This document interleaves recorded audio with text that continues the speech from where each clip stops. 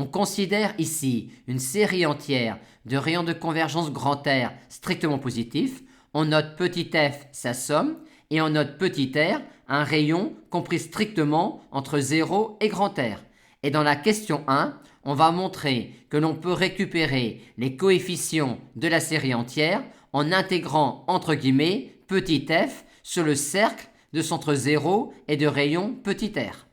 Pour cela, on va commencer par écrire la fonction que l'on intègre sur 0 de pi comme la somme d'une série de fonctions sur le segment 0 de pi. Ici, on peut bien écrire cette égalité-là sur le segment 0 de pi, étant donné que ce complexe-là appartient bien au disque ouvert de convergence. Maintenant, on va appliquer le théorème d'intégration sur un segment de la somme d'une série de fonctions à l'aide de la convergence uniforme. On note alors unθ, cette quantité-là, et on valide les hypothèses suivantes. Hypothèse 1, θ donne ukθ est une fonction continue sur le segment 0 de pi, et ce, quel que soit k antinaturel.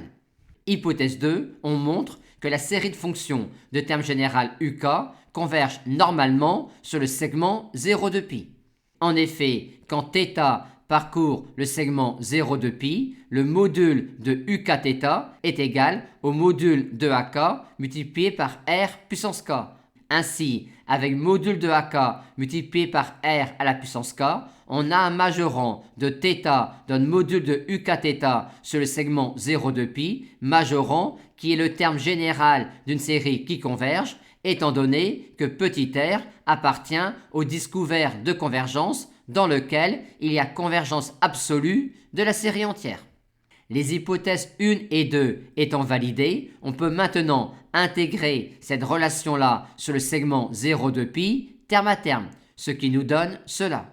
Or, quand S est un entier relatif, l'intégrale de 0 à 2pi de exponentielle i sθ dθ est nulle, sauf quand S égale 0, auquel cas l'intégrale vaut 2pi. Par conséquent, dans cette somme-là, uniquement le terme pour k égale n est non nul, et il vaut alors 2pi à n multiplié par r puissance n, ce qui est exactement ce que l'on souhaitait. Maintenant, dans la question 2, on va montrer que quand petit z appartient au disque ouvert de centre 0 et de rayon petit r, on peut alors exprimer f de z à l'aide d'une intégrale où on intègre en fait sur le cercle de centre 0 et de rayon petit r. En d'autres termes, on peut relier la valeur prise par petit f en un point à l'intérieur du disque de centre 0 et de rayon petit r à la valeur prise par petit f sur le cercle de centre 0 et de rayon petit r. Et pour cela, on va raisonner dans le même état d'esprit que pour la question 1, à savoir, on va commencer par remplacer la fonction que l'on intègre sur 0 de pi par la somme d'une série de fonctions.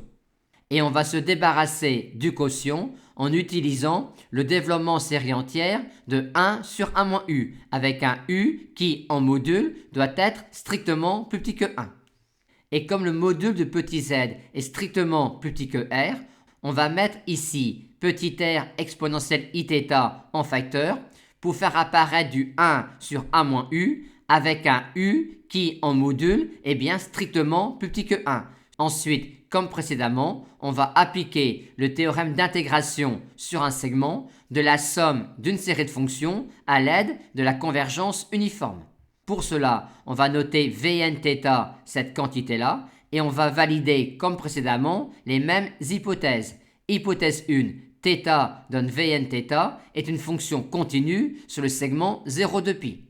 Hypothèse 2, on va montrer que la série de fonctions de terme général Vn converge normalement sur le segment 0 de pi. Pour cela, on écrit cette inégalité-là, où grand M désigne la borne supérieure de module de f de z quand z appartient au cercle de centre 0 et de rayon petit r. Et on a alors ici un majorant de θ donne module de Vnθ sur le segment 0 de pi et majorant qui est le terme général d'une série qui converge, étant donné que le module de z sur petit r est un réel positif strictement plus petit que 1. Par conséquent, on peut maintenant intégrer terme à terme sur le segment 0,2pi cette relation-là, ce qui nous donne cela. Et d'après la question 1, on a alors ici 2pi r puissance n multiplié par an, ce qui nous donne finalement le résultat souhaité.